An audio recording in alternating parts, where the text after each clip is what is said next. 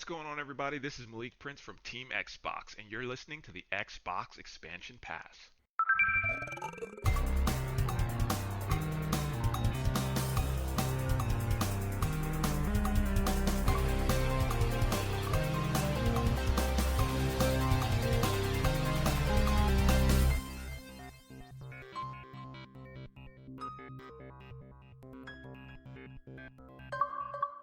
Welcome one, welcome all to episode 89 of the Xbox Expansion Pass, recorded on Sunday, July 4th, 2021. I am your host, Luke Lohr, the InsipidGhost. In this episode, I'm joined by Chris Johnston of SecondPlayer.net and Captain Logun of the Keelhauled Podcast to discuss xCloud servers being upgraded to Series X server blades, the localization in more regions for games around the world, specifically with Xbox, and we'll be taking a deep dive on the Pirates of the Caribbean crossover with Sea of Thieves, A Pirate's Life. Enjoy. Yet another week of gaming is upon us and behind us. Welcome to XEP, discussing all things in the Gamerverse as they pertain to the Xbox ecosystem. And as I want to do each and every week, I like to start the show by offering words of kindness to those who have made my gaming week better. And this week, the words of kindness go to my Sea of Thieves crewmate, Charles Jones, who is living the dream of late. It is always amazing when your passions collide and make something even greater. And Charles is a die-hard for life pirate fan. He has always been into the aesthetic and the genre of pirates, from the actual historical references to the fictional versions as well. We avidly play Sea of Thieves together and achieved pirate legend. He is an integral part of our crew. And then to see that Pirates of the Caribbean, A Pirate's Life made its way in, I know he was overjoyed and ecstatic, and it has been a blast watching him go through these tall tales that we've been moving through and just seeing the wonderful work that Rare has done there. So to watch a friend kind of living his dream and living so vicariously through him and enjoying it as well has been an absolute blast. So cheers to Charles. Cheers to anyone else who hasn't checked out that Sea of Thieves content.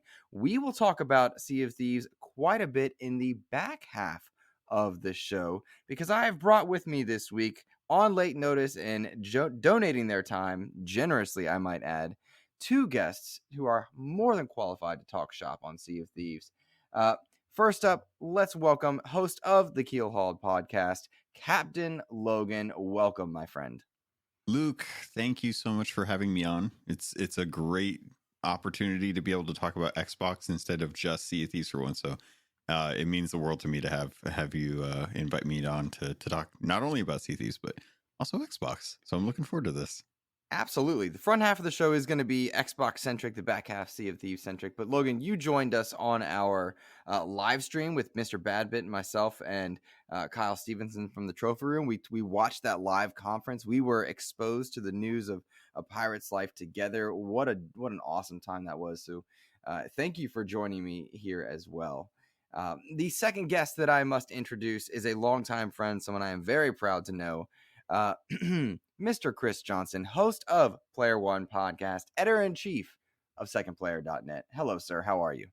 I'm good, Luke. Thanks for having me on. This is my first time on XEP, and I couldn't be more excited. And also, I'll take any excuse I can get to talk Sea of Thieves on another podcast. So this is great. Thank you. Absolutely, man. Absolutely. Last week on the show, we had Danny Pena, who has won awards for long-standing, long-running podcasts. But Player One Podcast, no slouch. How long have you guys been podcasting? Almost 15 years. It'll be 15 years in October. So, long time.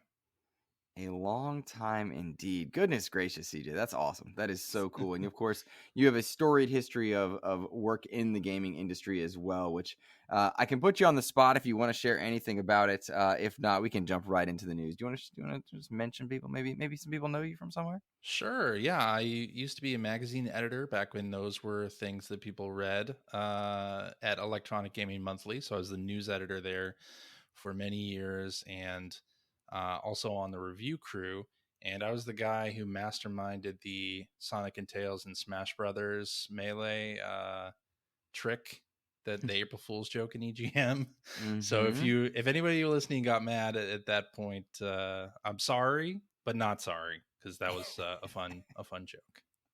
And you're the quarterman as well, I think. Is that right? I was, yeah. I was quarterman for a couple of years, and that was super fun as well. I used to work at Adult Swim Games, so I've been in the gaming side of the industry as well. So it's kind of all over. Awesome, man. Well, it is a joy to have you both here. We're going to talk Xbox to start off this week. And I would argue that it's been a rather quiet week in the gaming news hub world. We've had a few things pop here and there, but when you come off of such a high like that E3 window of time, it's nice to catch our breath. It's nice to just get a little bit of calm. And we have some neat stories, some interesting stories to break into here. The first, of course, is the xCloud upgrades. xCloud, of course, for all Xbox Game Pass Ultimate members, allows you to access Xbox games through your mobile device and now your browser as well. Those server blades were previously running on Xbox One hardware, I believe One S hardware, and they are now running on Xbox Series S server blades. Gents, this is a pretty big deal because now Xbox Ultimate members can play not just on their Android devices, not just on Apple phones and tablets, but also on Windows 10 PCs via the browser and in 22 countries worldwide. All you got to do is go to xbox.com/play on Microsoft Edge, Safari, Chrome, and I believe a few other browsers that are not mentioned here. And you can play almost the entirety of the Xbox Game Pass library. Huge news, I would argue. Huge, absolutely huge. Being able to have the power of the Series X instead of the One S is a huge upgrade, and it's fantastic that they're working so hard to upgrade this service. Yeah, just the other day I jumped on just to kind of test out and see what kind of games and experience I would get. So I jumped into Minecraft Dungeons, and it's noticeably different, given that a lot of the time that I spend on the xCloud program is when I'm on breaks at work.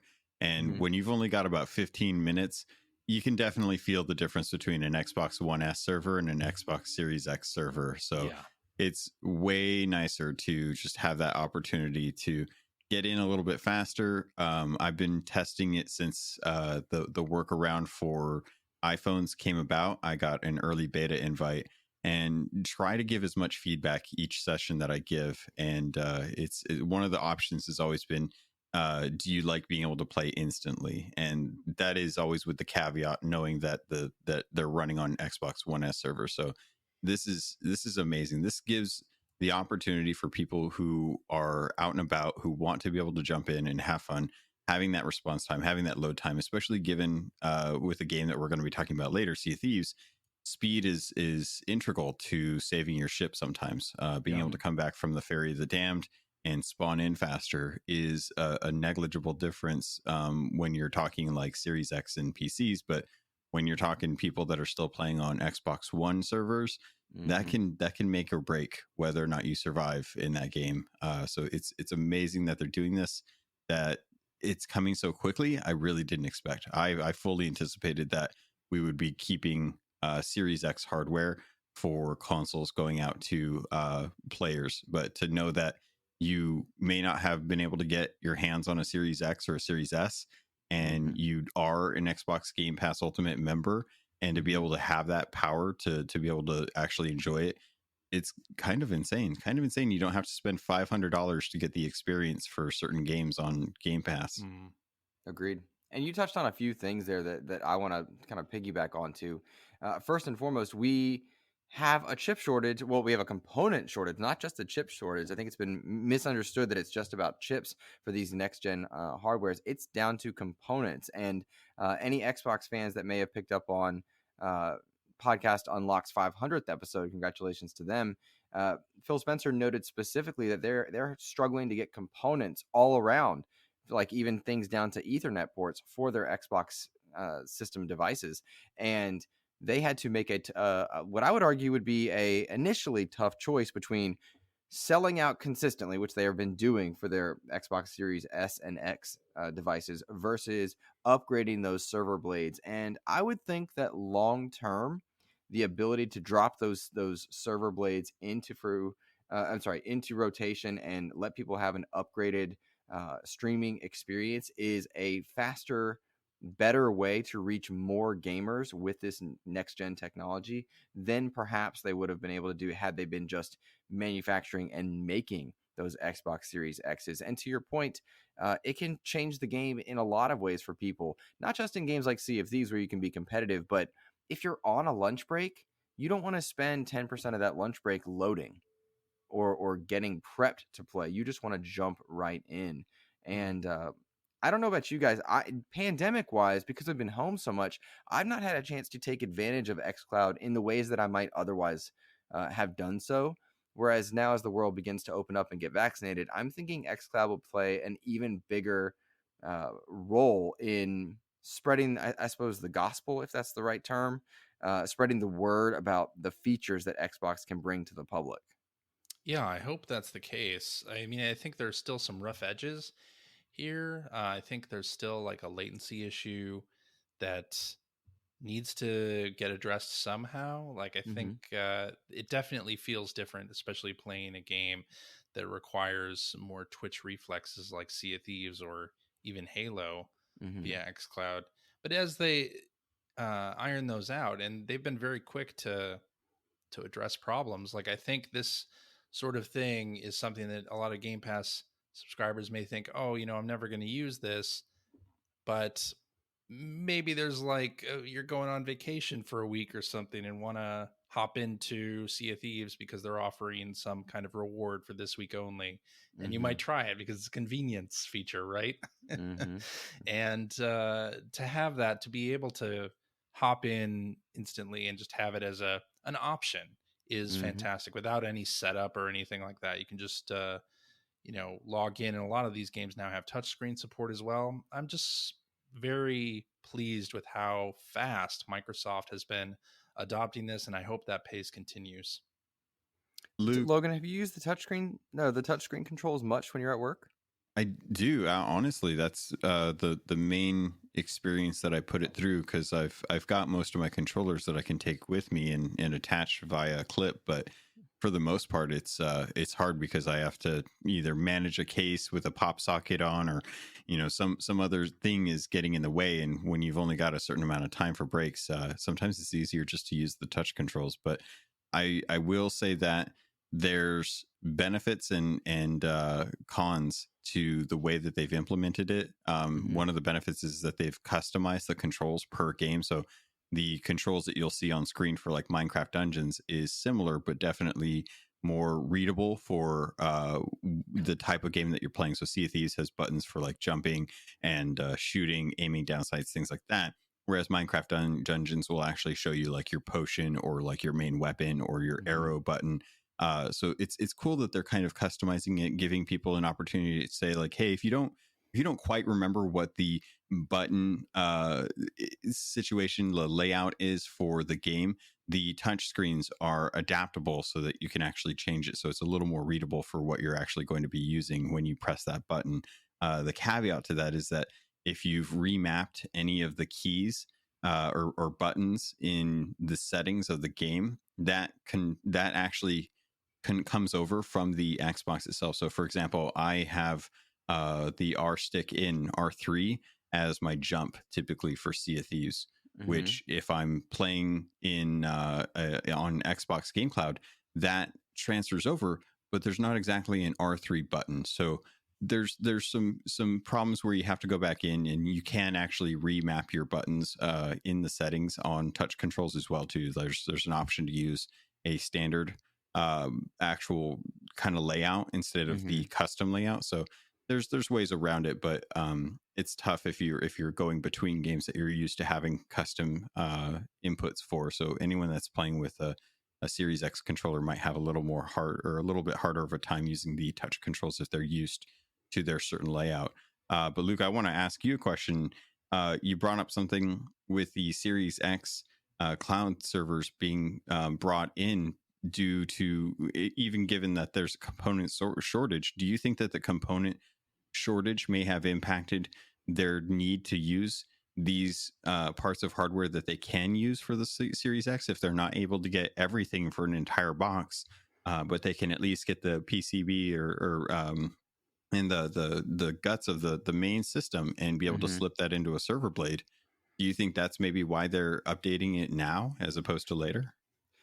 I don't know if it affected the timing, and when I say I don't know, I'm saying I genuinely do not know.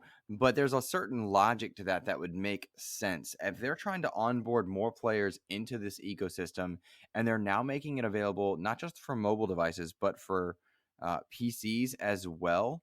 I think that certainly played a factor. They had to make some tough decisions for sure. A lot of people are asking about like special editions of consoles with Halo Infinite coming out. It's the 20-year anniversary of Xbox, 20-year anniversary of Halo. What are we going to do special to celebrate that? Will there be a console? And do you set aside components to make special editions when you can't even get a comfortable production line that's not selling out regularly? I don't know the answer to that one. They certainly have to make some choices there, but to my way of thinking, this is the right choice to make because now they're giving people the best online experience, and because they're rolling it out to 22 countries worldwide with more on the way to so many devices and ways to access it. They're showcasing a future of cloud gaming that as of yet Stadia and Luna have not been able to do, and PlayStation Now is a bit behind on as well. So this is, I would argue, their best the best card in their hand for accessing and growing their market base worldwide. And it's got to be, I would think, cheaper to do, in my mind, right? To access India, Korea, Japan, places with great online infrastructure that maybe they've struggled to get hardware out. To me, this seems like a good move. So yeah, maybe it did. There's a certain logic to that I subscribe to. And moreover, kind of the other thing about this whole element, I love that it's available on PCs because there are certain games that I want to play in Xbox Game Pass for PC. That if you're an Ultimate, you get to strategy games, RTS games. Age of Empires 4 is on the way, but my laptop not so great. It's good for podcasting and getting emails. That's pretty much what it's good for. Now I'll be able to play some of those games in a way that I wouldn't have been able to otherwise. That's what's so hopeful to me, at least in my mind. Yeah, Does I'm that answer your definitely question? with you. Yeah, no, I'm definitely with you in that instance. I'm in the same boat. My computer is 4 years old and it can still play most games at pretty decent settings. But if I want to have like a good experience, I'm looking forward to what the possibility of xCloud can do, because I've considered Stadia, I've considered Luna, I've considered GeForce Now, but genuinely, since I've already got the cost built into Xbox Game Pass, I might as well utilize that service as much as I can. So I'm honestly right there with you. Age of Empires 4 is going to be my first foray into that series, and I'm looking forward to playing around with it through xCloud to see just what it's like without having to necessarily install a huge game onto an already full hard drive. So I have a question that I want to send to CJ first on this one. We are the three of us, all three in very different financial situations. We've gone through different financial situations in our lives.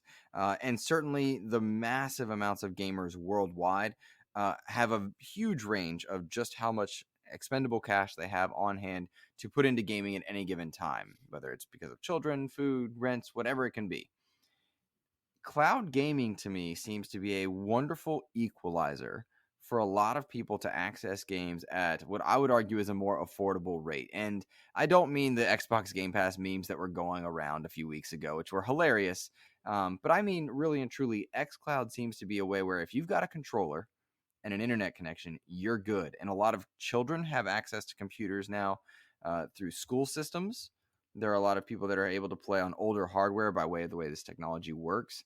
CJ, in your time in the gaming industry, you've seen the ebb and flow of finances for the industry, just how expensive consoles can get to how cheap they can get.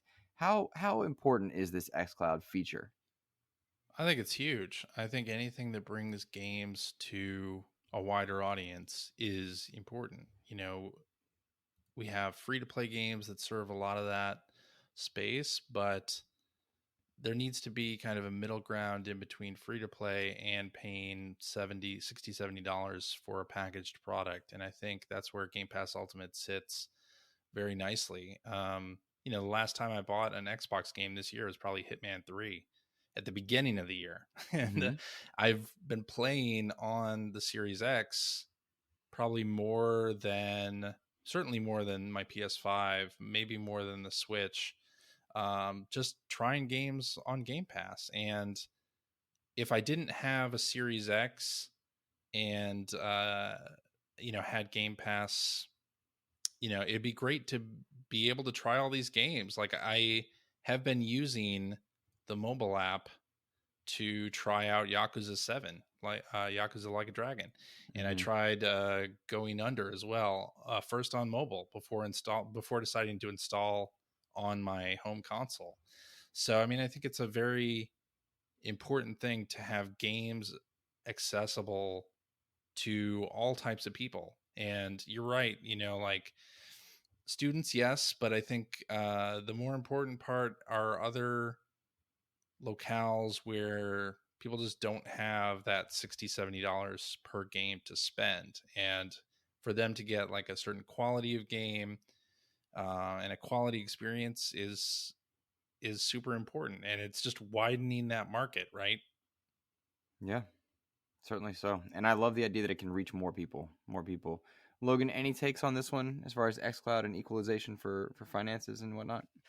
I love it that it's an option. I'm always concerned because I have set up my internet plans, both with my cell phone and with my home internet, that I'm unlimited. That is a benefit that I have with xCloud in streaming.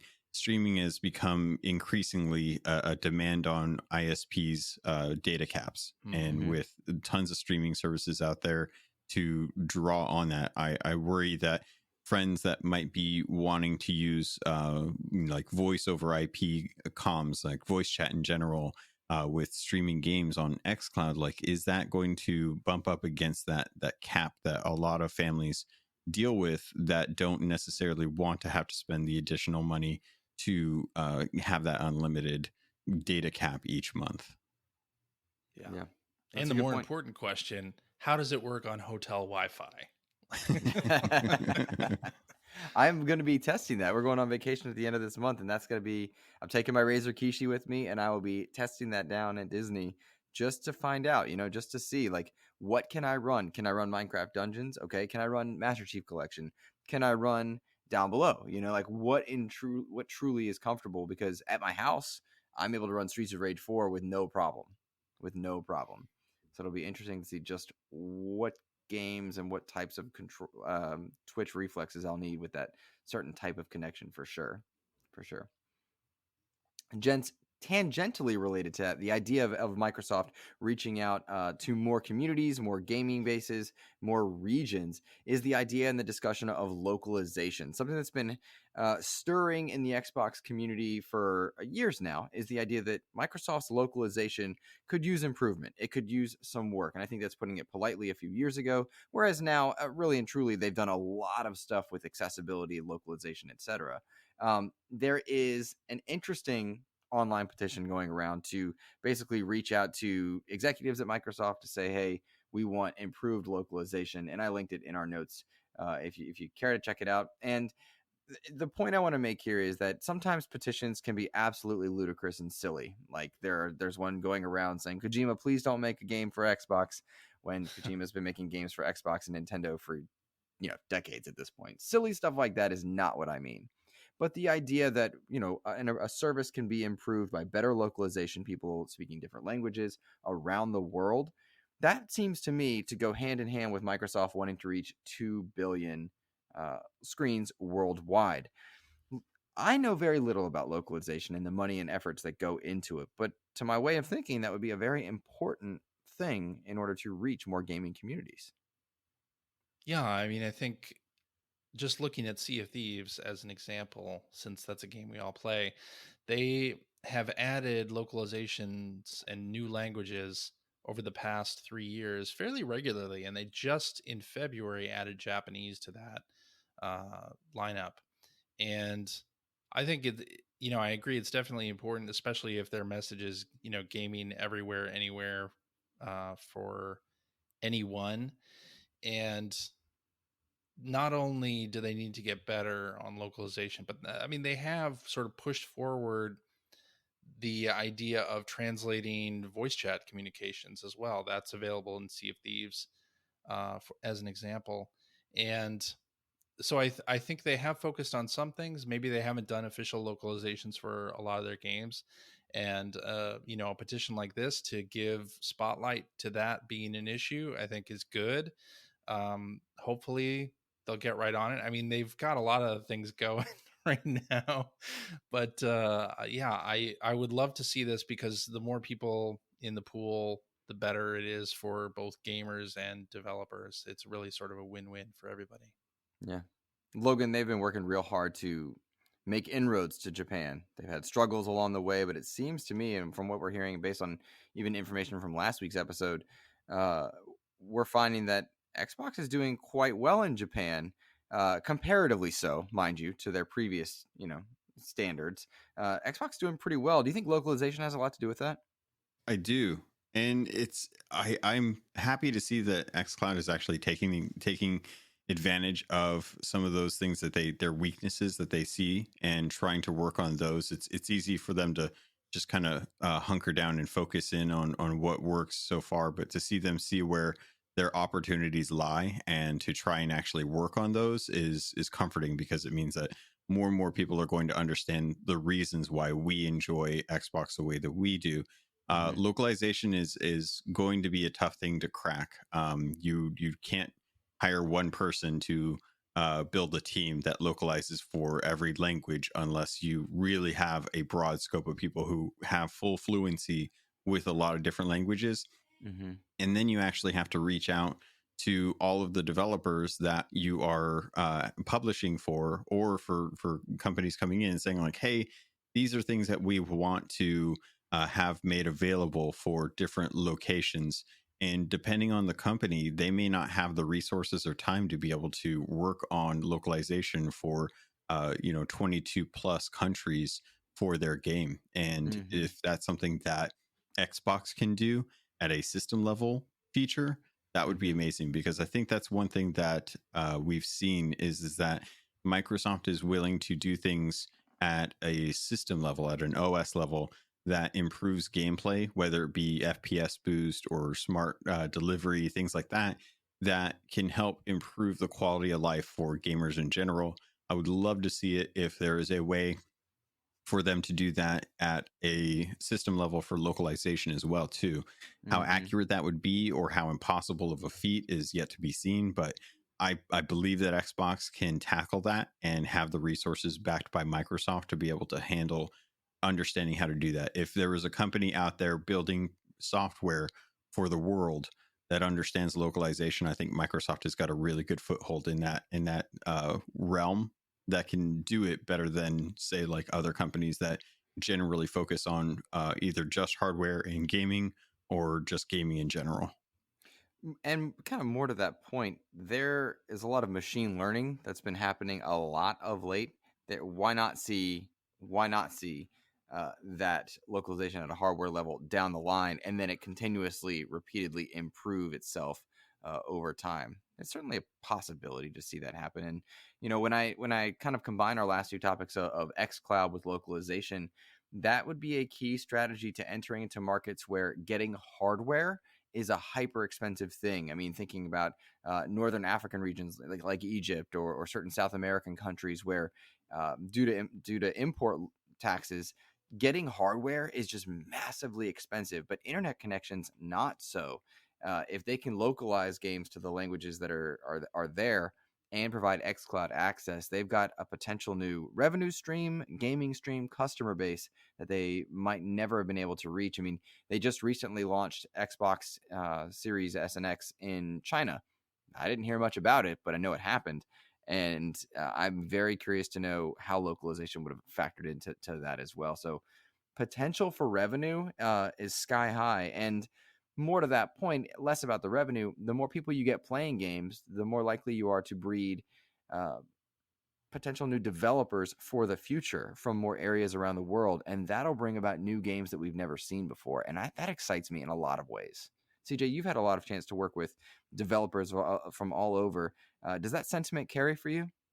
Yeah, absolutely. I mean, you see younger developers at game studios all over the place that grew up with franchises like Halo or the Mario series or Zelda, and take those experiences and transfer them into developing their own games. Like that is huge. And if that sort of thing is going to come to other countries, more countries, it's only a positive thing. And we're seeing more games than ever come out of not the usual place, not just the US, the UK, and Japan. We're seeing more and more South American developers, more and more Korean developers get into developing games, more and more games from India coming over.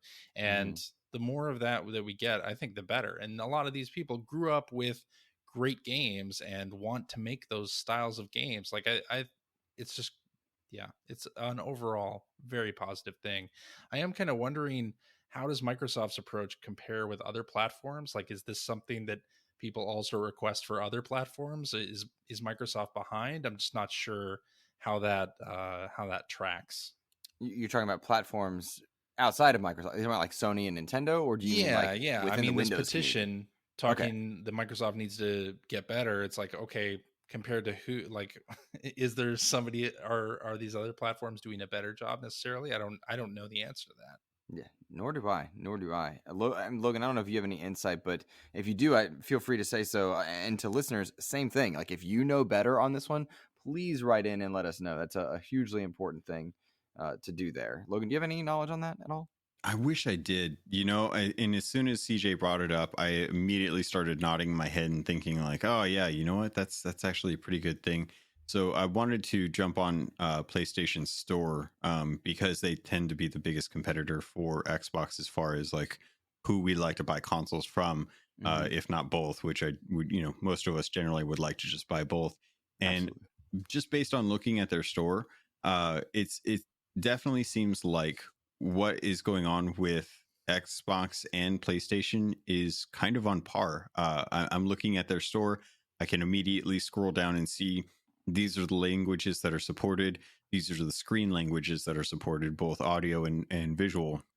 So it seems like Xbox may have been a little bit behind, because I remember recently the Xbox podcast had Major Nelson mentioning that they were looking to add the voice language for each language that is supported and the screen languages that are supported to their store. So this may have been a case where, as far as I know, Sony just recently did this yesterday, and I have no clue. But just based on what I'm seeing, it looks like it's something that both companies are starting to become on parity with, as far as letting people know before you even buy the game if your language is supported, or if there's at least subtitles for the language that you speak. Yeah. And long gone are the days where Europe, North America, and Japan are where you sell video games. Long gone are those days. And so important things to discuss. And I mean, hold me accountable, dear listeners. Let's loop back to this topic later on. A couple months. Let's go back and look at how the progress of localization has been and how successful that xCloud upgrade has been for you guys that are listening. Because it's to me, it's very interesting, but I don't xCloud often. I'm at home often enough for my gaming times.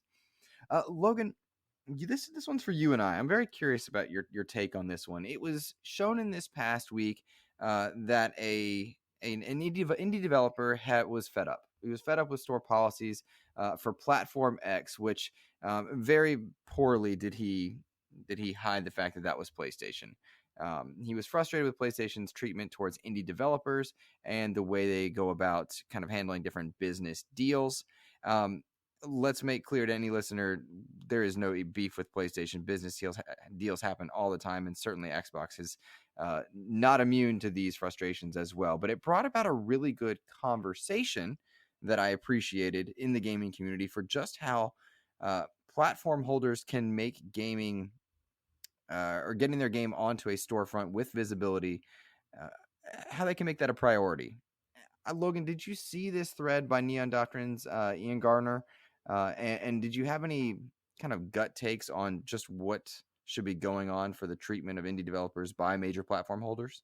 Yeah, I've been following this since we got word about it, and a lot of outlets have done a good job of covering it better than I probably could. So I'll try to give my reactions as balanced as possible. It's a shame that someone is coming out and feeling like they aren't getting the attention they want. When you're spending years on a game and it's just you and maybe a handful of other people, you want that to have a big impact. Even as podcasters, we feel that we want our show to have a big impact, and that may or may not actually happen. We'll always have an audience, just like with indies, but to reach the broad scope of listeners, like an IGN or a Kind of Funny or a Giant Bomb, there's going to be time investment and resources that not every small podcaster is going to have. So if a company were to come out and say like, hey, we can help broaden your audience for X amount of money, that would be great. But at the same time, we're also competing against every other smaller podcaster that is trying to do the same exact thing. The podcasting awards are going out, but there is a $30 buy-in if you want to have your podcast considered to become podcast of the year or best upcoming podcast. And so there's requirements that have to be done. So like I probably won't ever enter into that because I would have to compete against Mr. Badbit in the trophy room, and I'm not going to do that. He sucks. Even though it's not a good show. Don't worry about it. It's fine. You know, I thought about that, and I was thinking it would be great if a Sea of Thieves podcast could steal the trophy from the trophy room. and I'm still kind of considering it just based on purely that, but that would require a lot of effort. So to kind of stay on topic, when I see this, I feel so bad for the indie devs out there, because it is literally a Shark Tank. You know, you're a piece of meat, and there's a bunch of people out there looking to try and bite you, and you have a bunch of other pieces, or a bunch of, I guess it'd be the other way around, wouldn't it? It would be a bunch of sharks. All the devs are sharks, and there's one audience member out there that's the piece of chum that are trying to go for it. I'm trying to make this metaphor work. You're stretching it, but we're with you. We're with you. Yeah, I understand. What this comes down to me is marketing. I see the same thing with any kind of marketing, whether it be software on a store, whether it be a product on a shelf. There has to be a certain amount of money. All space is, it's all about, location. Where you spend the money is going to determine how good your product looks to the largest range of audience. So when I hear about how much money has to go in to be able to get your game on the front page of a storefront, that is taking away from another different game. And that game may have put in the same amount of money as you. And is it fair for them to have spent the same amount of money and not get the front page store result for something? Or the other aspect is, they talked about how you really don't get the attention and care that you would like to be able to get from the developer, from the publisher, or the platform, to have your game get recognized, get tested, to get put up on the store, having that curated approach. And I know it's one thing that a lot of companies that do this try to do. They hire people to be the agents or the advocates for indies or software developers. I've talked to lots of different kind of curators with Apple when it came to software development. A lot of them wanted to talk about how long my app would be on the store, what kind of reach it would be, if I needed to have it localized, the commitment to updates, the commitment to staying within their guidelines. And it was nice to work with someone like that, but there were definitely times where if I wanted to get in touch with them, it was going to be tough, because that one person wasn't my person. That person was, I was that person for them, and they had 50 other clients that they needed to keep together. And sometimes, us being all human, that's going to slip. So when I look at this and I see the complaints and see that complaints come from other indies and other devs as well, it's tough, because everyone wants to feel special. Everyone wants their stuff to be shown in a good spotlight, and everyone wants to have that attention given to them, because they have been spending years on this. They have been pouring their heart and soul into this, and it means a lot to them. So it's frustrating. I don't know where the fix is. I think the fix is just that they have to try and recommit from a platform perspective to broaden the scope of how many people they can have on hand to help out these devs. But there are hundreds, if not thousands, of games being published every single day, and that's a lot of games. There's more people out there that know how to game than there are people who know how to curate, and that's a tough pill to swallow. I was encouraged to see that multiple times through Twitter threads and through different references and articles that ID at Xbox was getting a lot of praise. And I say that not because this is an Xbox show, but because Microsoft had this same type of problem and likely still does on some level, mind you. But they were taking steps to work to address it. Chris Carlo was called out a few times as working to improve that. And I know firsthand, speaking to developers that have been on this show before, that the ID at Xbox program is continuously evolving and getting better. And my hope is that, other platforms, platform X, Y, whatever, I don't care, are able to continue updating and encouraging their policies. I take no issue with people being critical of something that is unfair. I do take issue of when a developer feels as though they're pushed to the brink. And that makes me sad, scared, worried, because we talk so often about mental health in this industry. If a developer gets to the point where they're willing to go to lengths on Twitter that will likely burn bridges, I don't want anyone there. And I hope they can all kind of work together. And I say the major platform holders work together to find the right ways to curate, the right ways to keep their storefronts healthy and happy for the people making games. So, here's hoping that for Ian Garner, the backlash isn't too bad. I appreciate him calling out injustice where he sees it. I appreciated others pointing out that all major platform holders, Xbox included, have concerns and issues that need to be addressed as well. That's an important thing to do, to hold your platform holder accountable, and something that I would encourage everyone to do respectfully and kindly, for sure. Gents, let's take a moment and go to listener mail, and then afterwards we'll get to our Sea of Thieves deep dive, pun intended. Let's get to listener mail. Alrighty, kiddos, we've got plenty of people writing in this week. Todd Oxtra making his nearly regular rotation through, as did Dano, N64 Josh, Court Lalonde, and Captain Logun is on here. Also interesting. I'm familiar with that gent. Let's go to Todd Oxtra's question first. CJ, you're going to take this one away if you don't mind. After Dark Alliance fell flat and it being touted as a big Xbox Game Pass day one release, do you think they should be more choosy about which games go on Game Pass? I know that no money was lost by subscribers in order to try it, but Xbox probably should have done better, or would have been better to spend elsewhere. What do you think on that one, CJ? I mean, I think the catalog of games in Game Pass needs to be broad, right? Like you need to have games that appeal to a wide variety of gamers, and Dark Alliance, I think, is one of those games. It's probably one of those 7 out of 10 games, right? Mm-hmm. Where some people are going to really enjoy it and find a lot to like about it, especially it's an online co-op game. So having it in Game Pass, widens the audience, widens the number of people to play it. Mm-hmm. But also it,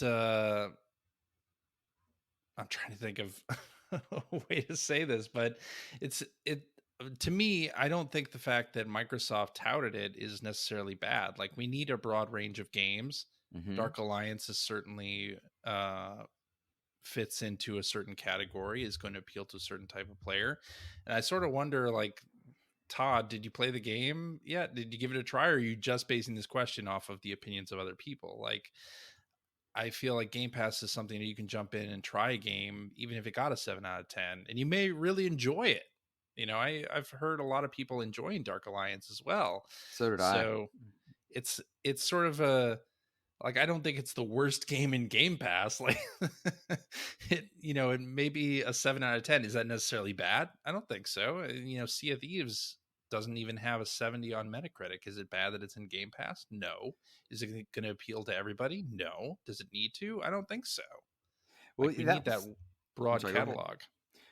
That was kind of the point I was going to make. It reminded me a bit of Outriders, which launched to mediocrity in terms of critics, and Dark Alliance certainly didn't do well critically, but I know a lot of people that are really into it, liking it. Outriders, for their part, a lot of struggles out the gate, quite a few patches. That community is now very happy with that game, and the reach they had from being in that storefront is important. Moreover, I think it is important, and Logan, correct me if I'm wrong, I think it's important for big games to get a spotlight. Dark Alliance, in a window where not a lot of big games were coming out, getting a Game Pass front page, we've got this one, you can try it out, is a good thing for everybody involved. And they should, I appreciate the idea of being more choosy, but I think that's a great choice to drop into Game Pass. A lot of people discovered that game and found something they liked. Critically, maybe it didn't score so well. All right. But to CJ's point, Sea of Thieves doesn't critically go well, nor did Outriders and a few others, but there's a lot of fun to be had. What do you think, Logan? I think the opposite is true too. There's a lot of games on Game Pass that I've tried that are critically reviewed highly well. Games that people love that I actually really didn't like. And the benefit of Game Pass is not bringing high quality games all the time without any exception, but giving players the opportunity to test and see if something is for them. For Dungeons and Dragons fans, this may have been an entry in a long time that they have wanted to play. And sure, could Dark Alliance have been made better? Possibly. I think every game has opportunity for growth. It may not have been the game that brought back that Gauntlet Legends feel or that Diablo feel or Dungeons and Dragons players rejoice because it's the game that really speaks to them. But it's a game for Dungeons and Dragons fans. They're going to see the creatures and the players and the art that they love. And given any other world, this would have been a game that probably would have released at $60-$70. And how bad would it be if it wasn't on Game Pass and Dungeons and Dragons fans had to buy it outright only to find out that it wasn't as good of a game as they were hoping? If anything, Game Pass is facilitating the opportunity for growth, both from a player standpoint where they can try something that they're not used to playing, but also from a dev perspective to say like, hey, a lot of people played this game a lot more than you normally would have been able to see, and a broader scope of gamers that don't generally play your game. And this was their feelings on it. So having that honest feedback is a genuine plus for the developers, because they're getting feedback that they normally wouldn't get if their game was just a flat game that was stuck on a Walmart shelf that no one picked up because they heard from such and such outlet that it wasn't good and you shouldn't pick it up. But since it's on Game Pass, everyone says that it's not that good. Maybe just download it and try it for yourself and see if it's worth actually trying. A good point. A very good point. Well, yes. Let's see. Next question. We had two about Halo Infinite, as you might expect. N64 Josh, who hosts Halo Infinite podcast, says, when is the best date for Halo Infinite to release? Does it need to worry about COD? We'll answer his question first, and then we'll get to Court Lalonde's question about Halo as well. Does it need to worry about COD? Yes, but not in the way that you might think. It needs to worry about COD. It needs to worry about Battlefield. It needs to make sure that it's not launching in a window of time where attention is hyper divided. And to all signs point to that's exactly what they're doing. They're trying to figure out where they can launch the game so that it doesn't step on the toes of others. For the Battlefield perspective, they are trying to avoid stepping on a marketing partner because they're the official console of Battlefield 2042.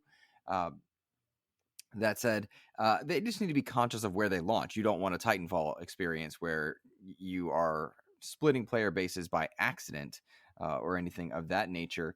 But Halo Infinite should be able to and will be able to stand on its own, at least for some time, and then we'll see if the game delivers, whether or not it can pick up steam from wherever it goes. But it needs to be smart and conscious. That's true of any game. I don't think it's a fear of COD so much as just being wise about it.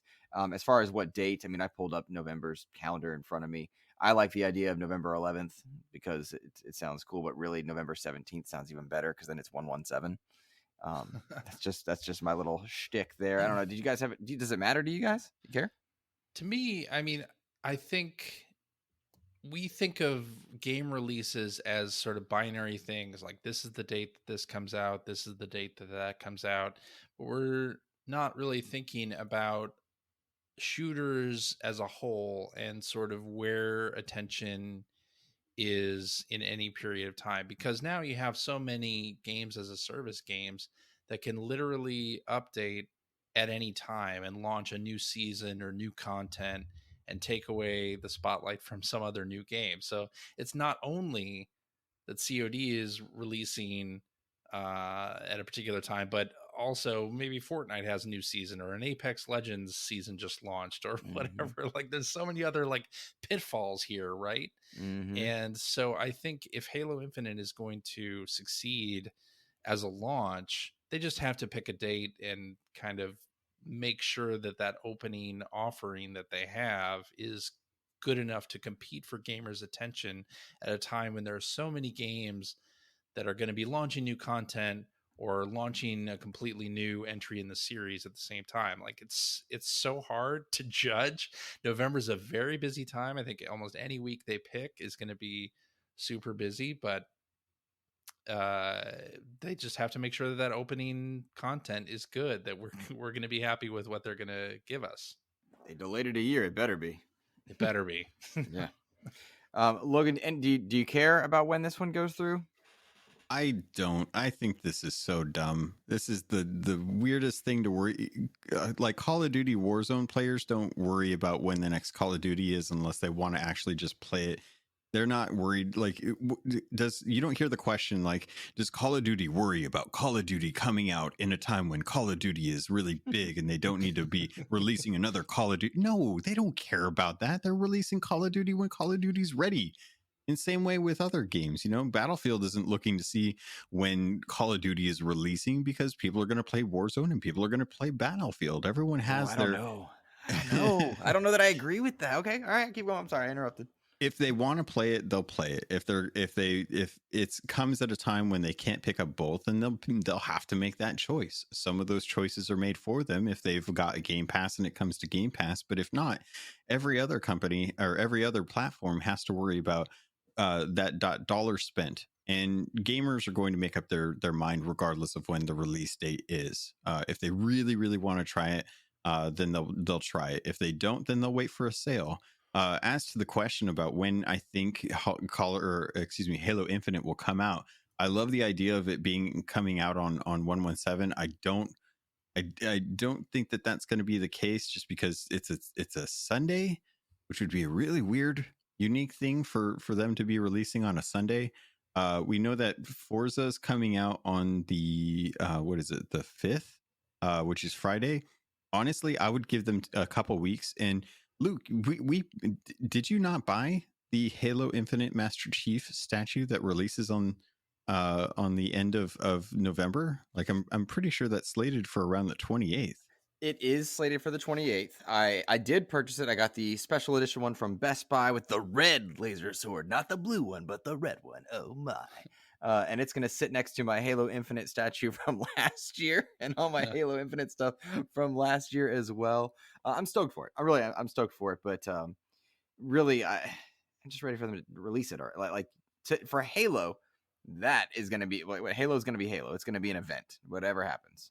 Yeah, and I think if the statue releases on the 28th, I imagine that is a fairly firm date for Best Buy to understand, like that's when they have to have stuff released and then shipped out.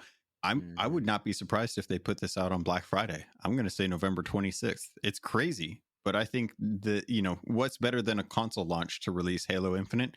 Black Friday a year later. Yeah, that's a good point. Guys, I didn't realize how far we've been going time-wise on this one. We have been rolling on XEP. This has been a blast so far. Let's very quickly, Court Lalonde wants to know why people, and I'm paraphrasing, why people like Halo and Master Chief so much. Like, why do gamers like him so much? It I guess just hasn't clicked with him. Any takes on that one quickly? Yeah, I think it's just a lineage of things. Halo had the fix for first person shooters, and I think that the character was a silent protagonist that people embodied themselves in, and then eventually we got to get to know Master Chief a little bit better, and then you have that connection. Having Cortana with you all the time was a good connection. Having that story progress throughout the years is a good way to bring people throughout. I don't think that Halo has nearly the impact that it used to, but I think that that's what they're trying to fix with Infinite. So as someone who is looking at new gamers coming into Xbox, I would say, have your reservations about a character or in a franchise. It may not be for you, but as they are bringing the game forward, they will always have a Halo, and it might be worth going back to the Master Chief Collection and jumping in and seeing like these. There's a reason why a lot of people really love these games. Give it a shot. Go try out Old Game is Old and see if it's for you. And if not, don't worry about it. Or maybe Halo Infinite is the thing that actually gets you in because of the new story, because of the nice graphics, because of the updated gameplay features and stuff. CJ? Yeah, to me, I don't think Master Chief. I don't know that the story of Halo is the thing that's kept me coming back to the franchise. I think Master Chief as a character is a good sort of figure for the player to project themselves into, just because he's sort of a blank slate most of the time. So it's not like, you're becoming Nathan Drake or Lara Croft or whatever. Like Master Chief I think is just a very easy sort of puppet for the player to become. But also, like, I think the gameplay in Halo, especially the original Halo, proved that you could do an interesting first-person shooter on a console at a time when first-person shooters on console were mostly ports or GoldenEye. So, like, I think it became beloved at that time just because it was a popular genre that was finally on console and doing it right, and it felt good. The gameplay felt good, and Master Chief as a character is just easy for players to kind of get into that role, right? A good point. And I'll for my thoughts on this, I've talked about Halo before, guys. I did a roundtable, Halo Infinite roundtable with Seasoned Gaming this past week, which was, and this is cool. 343 watched it, which was kind of neat. Some people at 343 checked it out, which was cool. You guys can go there to find a lot of my Halo thoughts as well.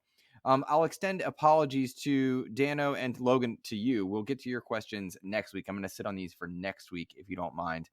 Because, gents, I want to spend the closing minutes of our show chatting about Sea of Thieves. That's why you both are here. We are all three players of Sea of Thieves. We are not all three on the same level, for sure. I look up to both of you in terms of Sea of Thieves. Reminder that Logan hosts the Keelhauled Podcast, and CJ, you've got thousands of hours in the world of Sea of Thieves. They just launched A Pirate's Life. They just launched Season 3 of their Plunder Pass, which has been, I would argue, a welcome addition, that the way they're handling seasons now of content. What a time to be a Sea of Thieves player. I mean, they just hit 20 million. Is that correct? A little bit higher than that now. I think we're up to 22. 22 million. Goodness. What a time, right? Yeah, it's been amazing. This update has really brought a lot of people to Sea of Thieves, and is showing that Sea of Thieves has had good bones and has just had needed that big IP to draw people in. If anyone is a fan of Pirates of the Caribbean, you're going to have some fun experiences, especially if you're a fan of the rides. And to see that as melded together so perfectly with Sea of Thieves lore, and give players an opportunity to jump into something that is easy to digest and give players a real experience of what Sea of Thieves is as a whole. I think the Pirates Life update has just nailed it. They've absolutely done a stellar job. The caveat to that, as always, is that there's always going to be bugs when updates come with Rare. As much as I love them, there's always something that always comes in that always makes it just a little wonky due to the nature of the game and how many games are actually done on the seas where you're sailing a ship. It's a very hard thing to fix. It's a very hard thing to craft. But man, Jack Sparrow, Davy Jones, having these characters, Teodamo, so many of them come into the game, and just to have that, it's something that I've been wanting since the game came out. When you first jump into Sea of Thieves, the first thing you want to do is go out, put black sails on your ship and put a black hull on your ship and sail around and kind of role play as Jack Sparrow and drinking rum and getting drunk and shooting yourselves off in a cannon and stuff, and just having wacky fun adventures as you would as a pirate. And that is what Sea of Thieves has been striving to do for years now. And I think having I said it on my podcast a bit ago. I think that Sea of Thieves has always been a very good game. It's hard for me to say that it's a AAA game when compared to games like God of War or Ratchet and Clank, which are single player experiences.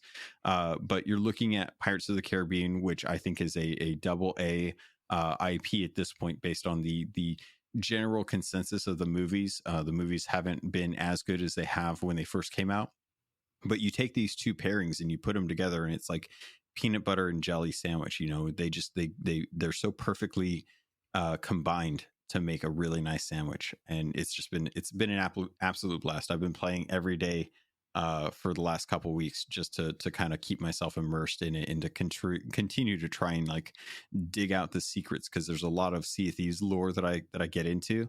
That I've been trying to pull out of this. But the 5 Tall Tales have been amazing. But I'll give CJ a chance to talk, because I talk all the time about it. I mean, yeah, it's an amazing joint venture, and getting the Pirates of the Caribbean IP into Sea of Thieves. I think I never would have guessed that they would actually do it, but they've done it in a way that it makes sense with the Sea of Thieves world as well as the Pirates of the Caribbean world. And so I think a lot of people who are just Disney fans or fans of the franchise, the film franchise, are jumping in and experiencing Sea of Thieves as a game, and hopefully they're enjoying it enough to stick around in the shared world by itself. Hopefully they find the gameplay interesting enough. Yeah, I think so many of the things that the game, that this expansion brings, just is amazing for players. Like the idea that Sea of Thieves, a game which, by the way, doesn't even have a 70 on Metacritic, can get like a Disney license thing, and that Microsoft is supporting it this well. Like, I didn't think it was going to be possible, and it's just great to see. Great to see so many new players on the seas. It's been the #1 game on Steam for the last 2 weeks, I think, since season 3 launched. And so many of the things that have been introduced with the Pirates Life expansion, like the Phantoms and the Sirens and the ocean crawlers, being in the shared world itself, like, has just expanded the game, whether you want to play the Pirates of the Caribbean content or not. So I think it's just been a positive addition completely. Well, that's the thing. Like, for anybody that is a casual Sea of Thieves player, or you're debating getting into it, or you've tried it before and you found out very quickly that it was not the Sea of Friends and that people came and ruined your experience, as pirates are wont to do, I might remind you. There's a lot in this update for players to try out that is PvE based. A lot of people have said since Sea of Thieves started, they wanted PvE servers, and there's a lot of healthy debate between why that does and doesn't work, right? And I don't want to go down that road, but I will say, A Pirate's Life, this Pirates of the Caribbean crossover, tons of voice acting.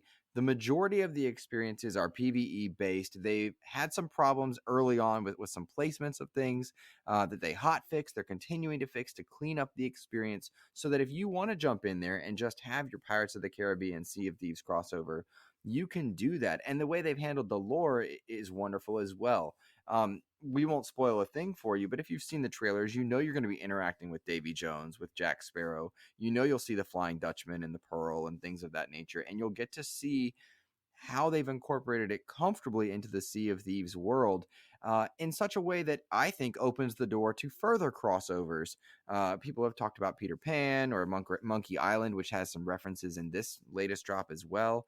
There's some neat ideas here, and to players that just don't have any interest in Pirates of the Caribbean, their world has been augmented as well, with new enemy types and event types coming along the way.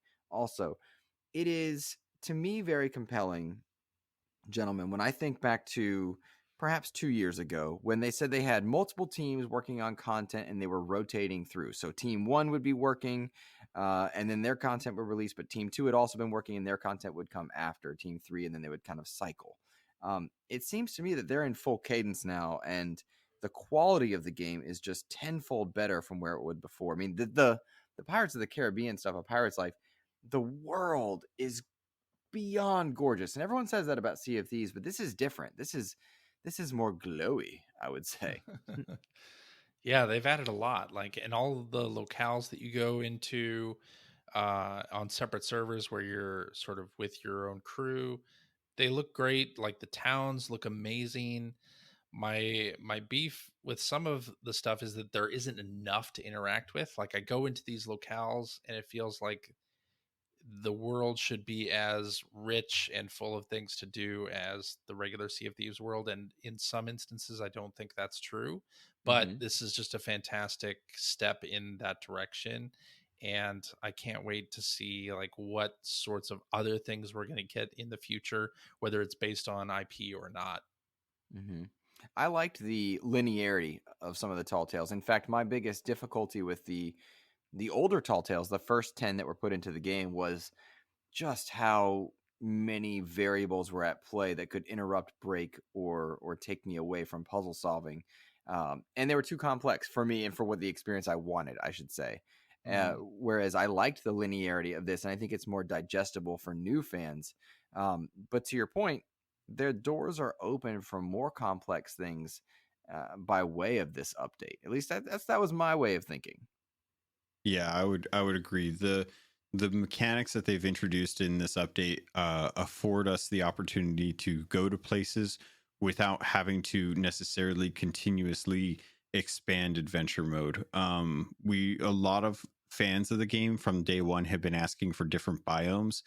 We've been asking for like Merfolk and for the Sea of the Damned, all things that would make sense if you had the opportunity to go to different places in the Sea of Thieves. We've always wondered, what would Sea of Thieves 2 look like?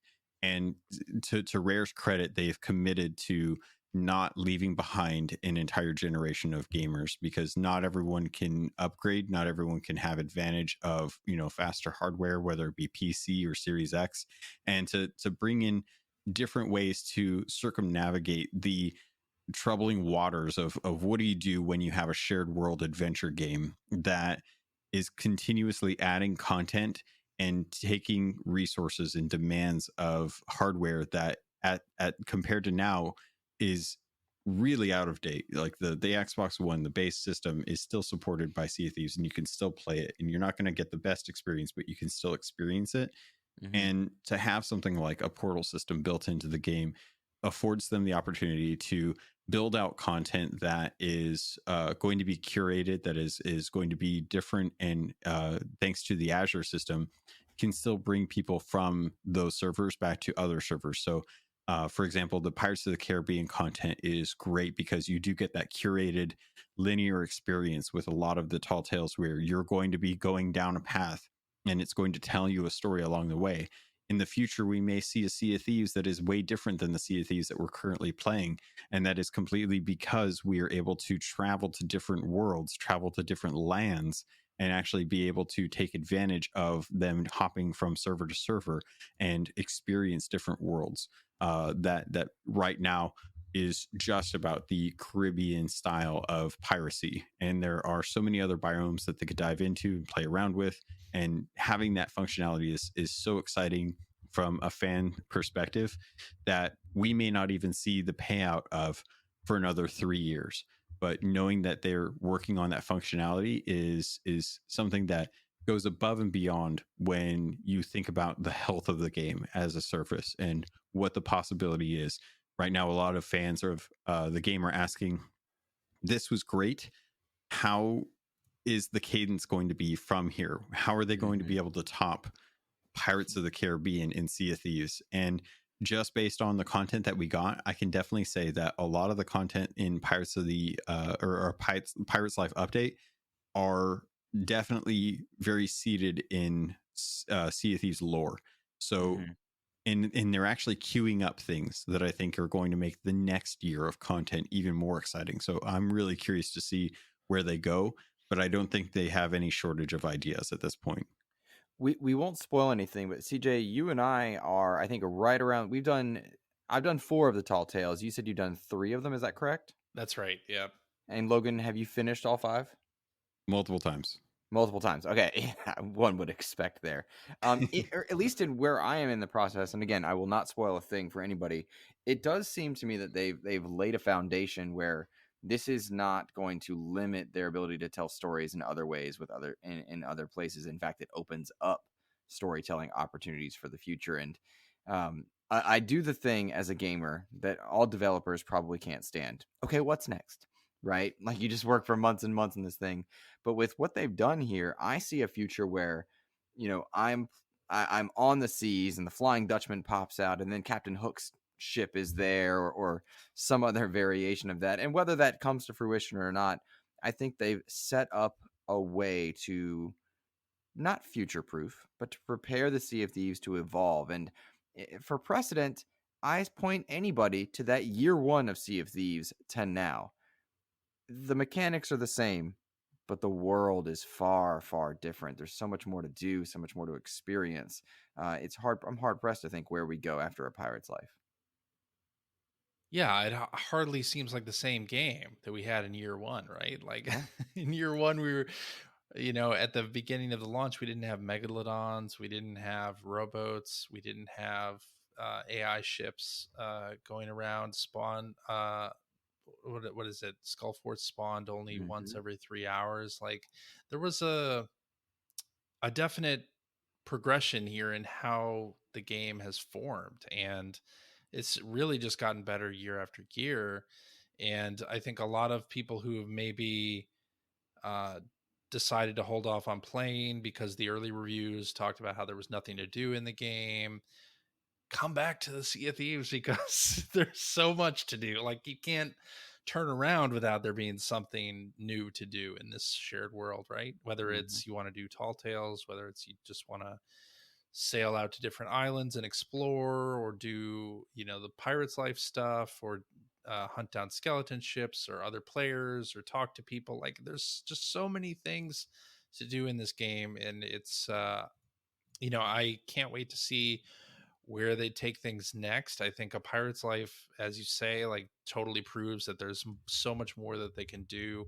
The portals, like, where are we going to go next? Like, I can't wait to see what happens with all of this. Yeah, agreed. And really and truly, when I think about Sea of Thieves now, oftentimes I hear casual players, they're shy and scared about getting into a world that can be quite literally cutthroat, right? It's full of pirates and reapers, and that's encouraged in a lot of ways by the game. And I'm fine with that, to be very clear. I'm fine with that. But I think A Pirate's Life onboards a lot of PvE content that'll let you experience and learn the world in a way that might be a bit safer. So if you're with young kids, or you're with players that aren't overly familiar with gaming, or the PvP is not their thing, you've got enough here in Pirate's Life to experience the world of Sea of Thieves and perhaps open your doors in other ways. Logan, what do you think? Am I overselling that? No, I think you're spot on. There's so much potential for this game, and the devs are very creative when it comes to wanting to develop the game in different ways. So I'm excited, just like many other fans. I think there's a small contingency of folks that are still hoping that some attention gets brought to the game from a quality of life perspective. There's even some accessibility things that I think I'd like to see come to the game. As far as like where the game could go, I am very curious to know how this partnership with Disney is going to persist. Are we going to continue to see different properties come in from Disney, or is Rare content with just the Pirates of the Caribbean aspect of this? And if that's the case, will we see future tall tales that bring characters interweave them from Sea of Thieves lore to Pirates of the Caribbean lore? And even how does that translate going out of Sea of Thieves back into the movies? If Pirates of the Caribbean has another installment in the franchise, will we see the changes or the continuity from Sea of Thieves and that story brought forward to the Disney thing? And how does that translate for people that have never played the game?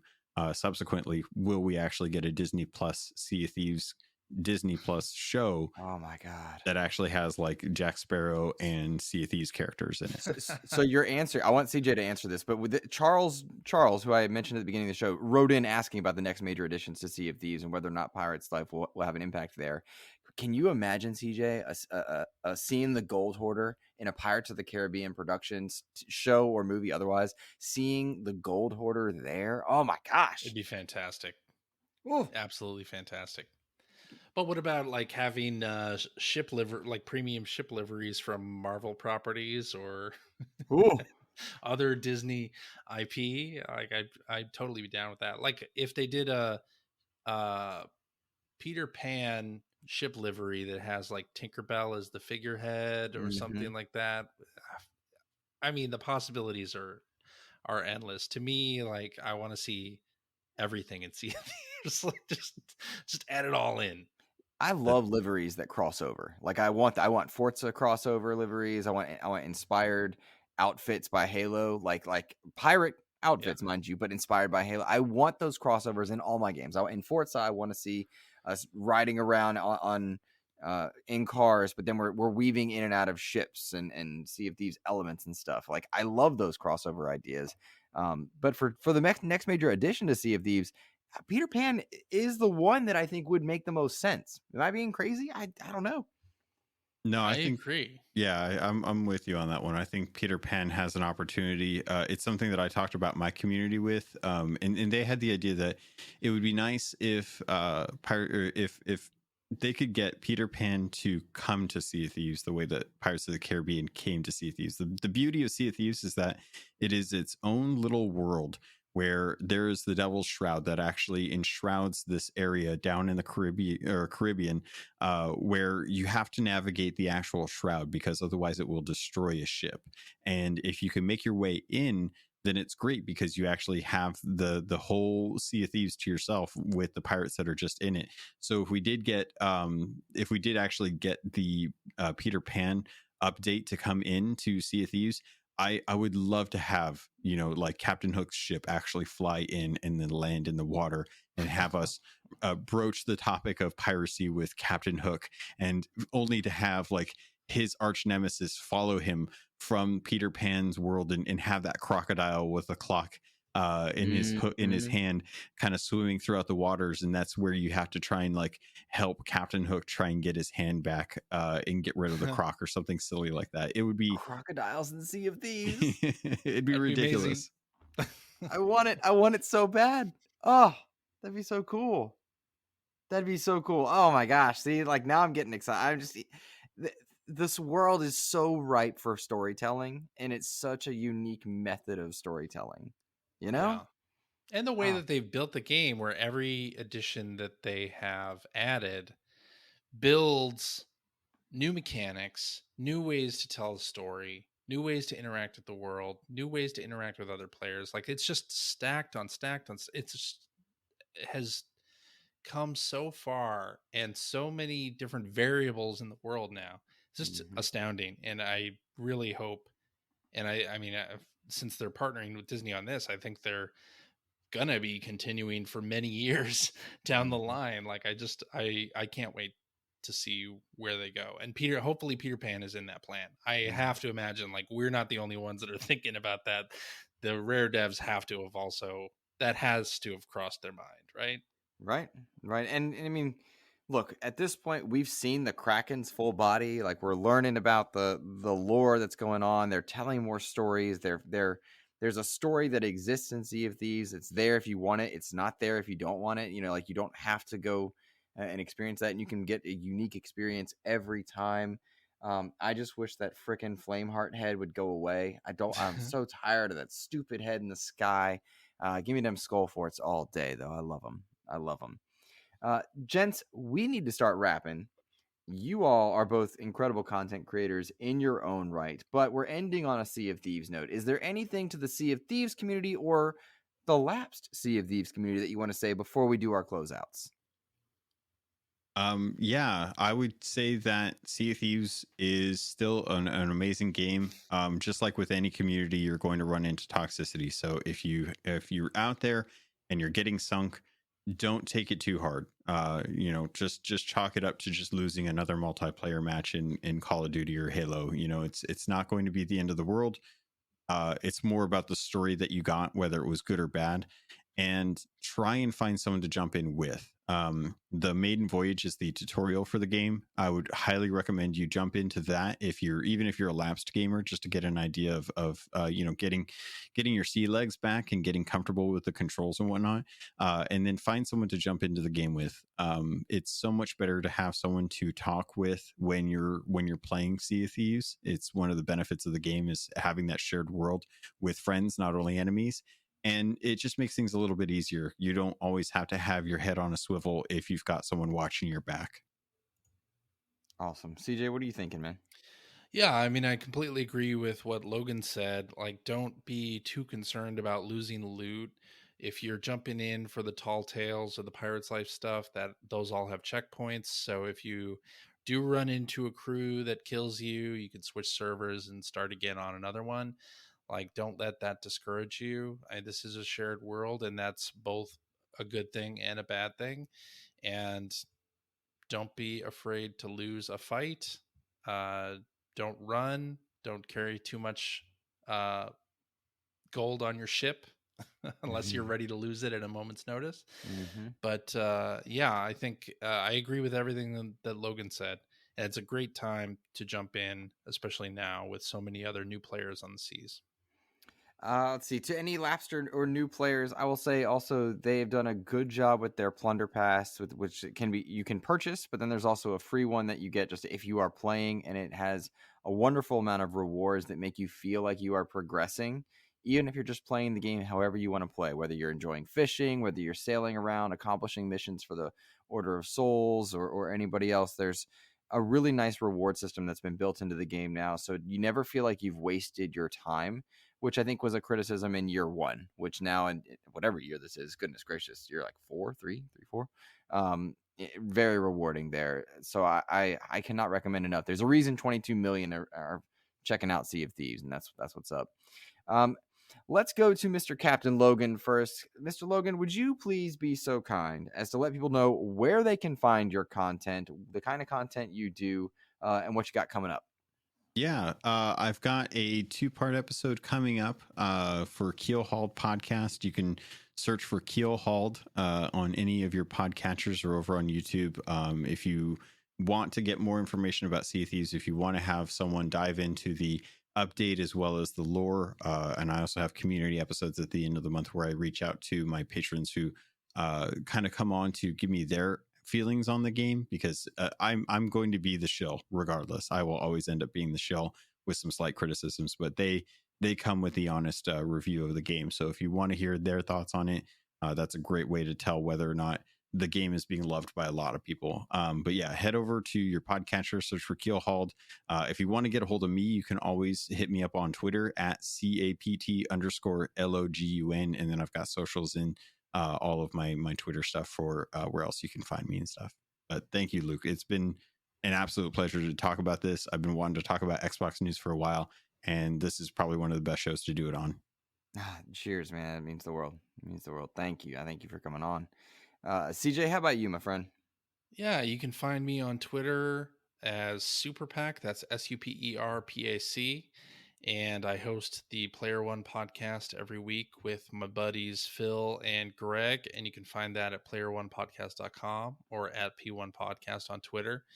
I also have a Twitter account supporting independent video game podcasts, the Second Player Net on Twitter. And yeah, I think that's all of the things. But yeah, I agree. Thank you very much, Luke, for having me on. This was a blast, and XEP is awesome. So love the opportunity to be on the show and talk Xbox with you. Gentlemen, it was a pleasure and an honor. And to the listeners, know that these gentlemen accommodated my very late notice. It sparked in my mind. I was like, I'm loving the Pirate's Life. I want to talk about it. I want to talk about it with the right people. And so they came on at short notice, and I could not be more grateful. This was a fantastic episode, gentlemen. Cheers to both of you. And to listeners, have a wonderful rest of your week. Should you have celebrated the holiday of the 4th of July, I hope it went safely for you. That's it for us. Take care.